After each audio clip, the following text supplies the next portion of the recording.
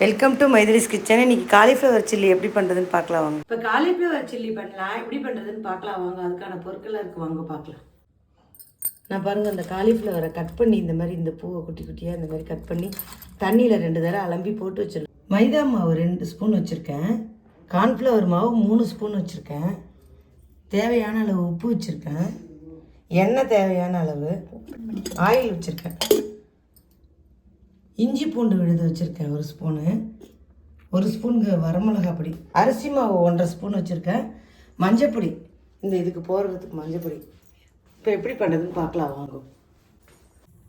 1/2 spoon மஞ்சப்பொடி போட்டிருக்கேன். உப்பு 1/2 ஸ்பூன் போடுறேன். பாருங்க, வெந்நீர் நல்லா சுட வச்சுருக்கேன். இதில் ஊற்றுறேன் வெந்நீர். இதுக்கு வெந்நீர் தான் ஊற்றணும். இதில் பூச்சி புழுலாம் இருந்தால் அப்படியே போயிடும். அதனால் நம்ம வெந்நீர் ஜலம் ஊற்றி நல்லா கொதிக்க வச்சு ஊற்றுறது ரொம்ப நல்லது. ஒரு 2 நிமிஷம் நம்ம எப்படி கலக்குறதுன்னு பார்க்கலாம். இப்போ எண்ணெய் ஊற்றிக்கிறேன்.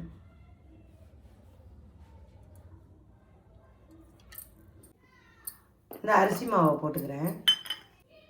இந்த சோள மாவு, மைதா மாவு, வரமிளகா அப்படி போடுறேன். உப்பு வேணால் நம்ம பார்த்துட்டு போட்டுக்கலாம். இந்த இஞ்சி பூண்டு நாங்கள் எங்கள் ஆற்றுல ரொம்ப சாப்பிட மாட்டோம், கொஞ்சோண்டு போடுறேன். இப்போ கொஞ்சமாக ஜலம் ஊற்றி நல்லா நம்ம அதை மிக்ஸ் பண்ணிக்கலாம். மஞ்சப்பொடி நம்ம அந்த பூவில் காலிஃப்ளவரில் போட்டிருக்கோம், அதனால வேணாம், இதில் எடுத்து போகுது. இதுவே நல்லா காஷ்மீரி சில்லியாக இருந்தால் நல்லா இன்னும் ஜோராக இருக்கும் அந்த பவுடர். இருந்தால் நம்ம அதை போட்டுக்கலாம், தப்பு இல்லை. எது இருக்கோ அதை வச்சு செஞ்சுக்கலாம். குழந்தைகளுக்கு சண்டே ஞாயிற்றுக்கிழமை ஆற்றுல இருக்கா, இதை பண்ணி கொடுக்கலாம்.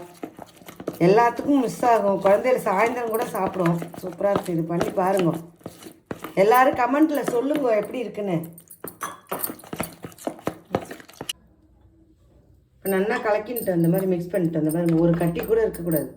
இப்போ இந்த காலிஃப்ளவர் அதில் போட்டுக்கலாம். ஒட்ட ஜலத்தை இருத்துட்டு தான் போடணும். இருந்ததுன்னா உங்களுக்கு வந்து தண்ணி இருந்ததுன்னா ரொம்ப குழப்பம், தண்ணி வேண்டாம்.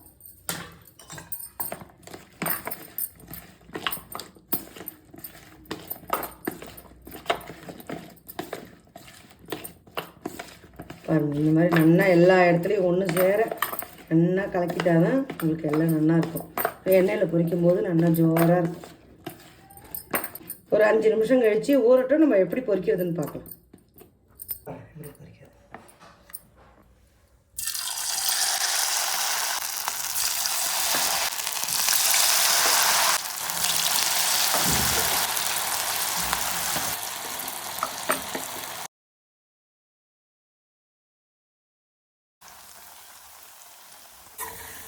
இது வந்துட்டு எடுக்கலாம்.